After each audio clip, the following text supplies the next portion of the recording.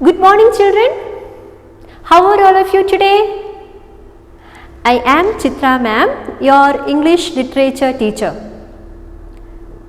Children, we have been staying at home for a long time, right? Approximately for the past 6 months we have been at home. Don't you feel to go back to your school? Aren't you missing the fun of your classroom? Your friends, your favorite teachers, your favorite subjects, right? We all are missing the fun of the classroom, right? Don't you want to go out somewhere, children? Today, I would like to take you somewhere outside. Do you want to come with me? How many of you are there to come with me? Yes. Shall we go to a nearby park? Or can we go to a beach? Or shall we go to a nearby hill station? Where do you want to go? What do you want to see? Oh, do you want to see mountains? Do you want to see waterfalls? Good. Let me ask you some questions. Have you ever stood all alone in a vast field? Or have you ever been to a seashore? Or at the foot of a high hill? Children, what would you experience when you are surrounded by such scenic beauties of nature? Of course, we feel a very soothing, it's a very soothing experience for us, correct? A scenic beauty, a landscape can obviously relieve our tension. It's very soothing, right? And which word do you use to describe such beautiful scenes or marvels of nature?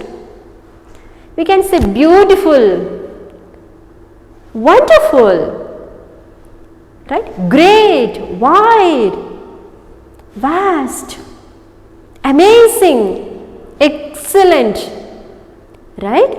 Just look around you how beautiful our world is. Very huge, large, big, beautiful world, right? Yeah. Children, we have a very beautiful poem written by William Brighty Rance. It's there in your literature textbook, chapter 7. Great, wide, beautiful, wonderful world. In this poem, the poet describes the beauty of nature, and the poet talks about various elements of nature like water, air, pebbles, rainbow, etc. Here we have new words which are used in this poem. The first one is dressed. In this context, the meaning of the word dressed means dressed. D-R-E-S-T, dressed. Second one, whirls, means moves around rapidly. Third one, isles, I-S-L-E-S, islands. Fourth one, tremble, shake slightly. Take page number 71. The name of the lesson is Great, Wide, Beautiful, Wonderful World, written by William Brighty Rance. Let me go through the poem. All of you just look at the book. Great, wide, beautiful, wonderful world, with the wonderful water round you curled, and the wonderful grass upon your breast. World, you are beautifully dressed. The wonderful air is over me, and the wonderful wind is shaking the trees. It walks on the water and whirls the mills, and talks to itself on the tops of the hills. You friendly earth, how far do you go? With the wheat fields that nod and the rivers that flow, with cities and gardens and cliffs and isles, and people upon you for thousands of miles. Ah, you are so great and I am so small. I tremble to think of you, world at all. And yet, when I said my prayers today, a whisper inside me seemed to say, you are more than the earth, though you are such a dot. You can love and think, and the earth cannot. I told you, the poem talks about the beauty and wonders of the world. Right? Let's go through the first stanza. Great, wide, beautiful, wonderful world, with the wonderful water round you curled, and the wonderful grass upon your breast. World, you are beautifully dressed. Look at the spelling of the word dressed, D-R-E-S-T. Here it means dressed.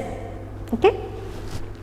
How does the poem start with? Starts with a number of beautiful describing words, adjectives, right? Oh world, you are great, wide, beautiful, wonderful. Right? The poet has used a set of adjectives to define the beauty, the marvel, the spaciousness of world around us, the surroundings around us.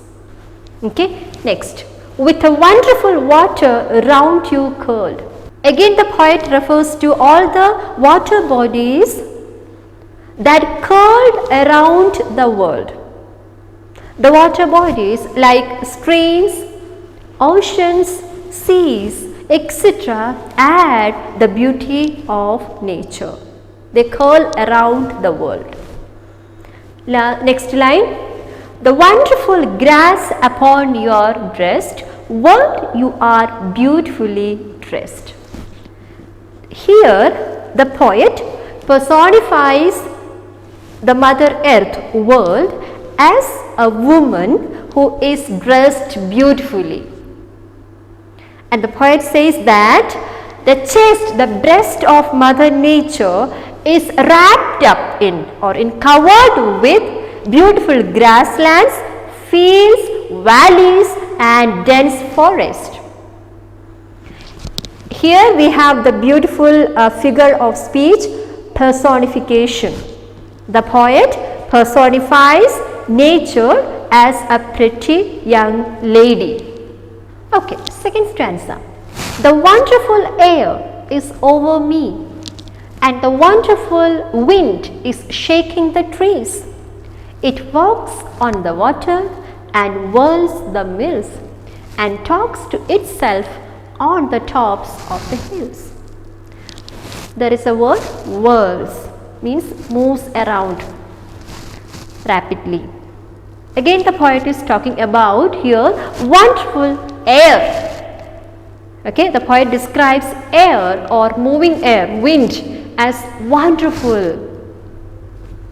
And he himself also enjoys the movement of air or wind. When the wind passes by him, he enjoys it. Okay, see, the wonderful air is over me and the wonderful wind is shaking the trees.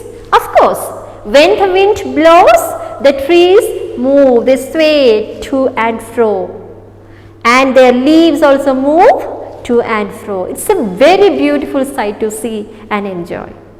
Right? Yes, it walks on the water, it passes over water, and it whirls the mills, the windmills.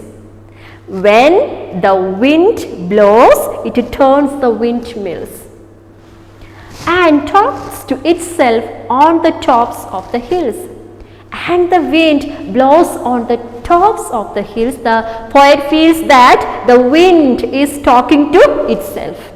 Next stanza. You friendly earth, how far do you go? With the wheat fields that nod and the rivers that flow, with cities and gardens and cliffs and isles, and people upon you for thousands of miles. How does the poet address Mother Earth here? The poet addresses Mother Earth as friendly, as a friend, right? And he is exclaiming that, oh my dear friend, oh friendly earth, how long have you spread? How vast you are, how broad you are, how huge you are, right? With the fields of wheat grains that nod in the wind and the rivers and other water bodies. So earth, it's a domain of all the fields, of all the grains and all the water bodies. They enhance the beauty of nature, right? With cities and gardens and cliffs and isles. See, we can see all these things on our planet. Cities, gardens, people, millions and millions of people residing here, right? Isles, islands. Each and everything attributes the beauty of nature, right? And people upon you for thousands of miles. Okay, it is the residence of millions and millions of people. Ah, you are so great and I am so small. I tremble to think of you, world at all. And yet, when I said my prayers today, a whisper inside me seemed to say, you are more than the earth, though you are such a dot. You can love and think, and the earth cannot. See, as the poem goes on, the mood of the poet changes to sadness, and he realizes that the poet is too small comparing to the huge earth. And he says that, oh earth, you are so great, so vast and huge. I am just a dot in front of you. You are very huge, I am very small. Okay, again he says that when I said my prayers today, while I was offering my prayers to God, my inner voice, okay, whispered me, okay, talk to me softly. Oh man, you don't worry. Though you are as tiny, as small as a dot, you are more important than the Mother Earth, because you are a human being. You can love and you can think of others. You have all the emotions that the earth cannot. Right? This poem is not at all only just about the world and its beauty, Mother Earth, no. But it's also about the beautiful creation of God, human being. Only human being can be sympathetic to others. Only human being can be more kind and merciful to others, not the earth. Okay, we human beings can express our feelings and emotions, love, warmth, kindness, generosity to others. Earth cannot express any of these feelings. So man is a unique, a special creation by God. Hence, man, human being is more important, more special than the earth. Children, let's go through the poem once again for better understanding. Hope all of you have understood the poem. Now we have a very simple, interesting activity here. Children, you must have heard about the term figure of speech. What's the figure of speech? A figure of speech is an expression which is used to enhance the beauty of language. And you must have learned simile, metaphor, hyperbole, and alliterations, assonance, personification. A lot of poetic devices are used in language to add the beauty of writing. Okay. Here in this poem, the poet has used a beautiful figure of speech, personification. Personification means giving human qualities, human reactions, emotions, actions to a non-human thing. Here is an example for you. The flowers are dancing in the wind. Do you think that flowers can dance like a human being? No, right? But this is, the poet is exaggerating the situation by saying that when the wind blows, okay, the flowers are dancing, they are moving to and fro. So, the poet, seeing this beautiful sight, the poet feels that the flowers are dancing in the wind, right? The moon winked at me, the smiling stars. All these are the examples of personifications. Okay. What is personification? Personification means giving human qualities or human characteristics and actions to a non-human thing. Right? In this poem also, the poet has used this poetic device, personification, to describe the beauty of Mother Nature. The poet says that the world is wrapped up in grasslands and forest, like a beautiful woman who has dressed up well. Here we have got three examples of personification. Match the following. What you have to do is, three hints are given here, three words. They have to be used in the appropriate places to get an example of personification. These three words, cloud, wind, bread, these three non-human objects are personified in these lines. Okay, these three words have been given human activities. Okay, let's see how it is. The first one is the dash whistled throughout the day. A slice of dash jumped out of the toaster. The angry dash marched across the sky. Just try to find out the answers. Okay. The wind, right? The wind whistled throughout the day. As I told you, here the word wind, a non-human entity, is being treated as a human being who is being whistling throughout the day.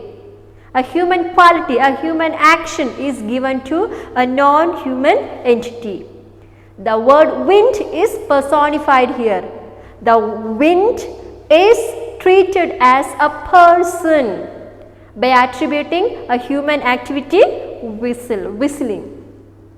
It's personification. Second one, a slice of bread. Just imagine a slice of bread which is kept for toasting, jumped out of the toaster. Okay, a slice of bread. Again, it's given the human action, jumping. Okay, yeah. Next, the angry cloud.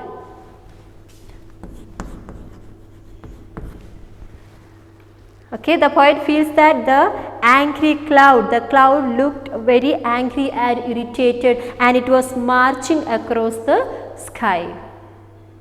Okay, just to go through these sentences. Three non-human objects are given human qualities. So, the figure of speech is personification. They are personified here.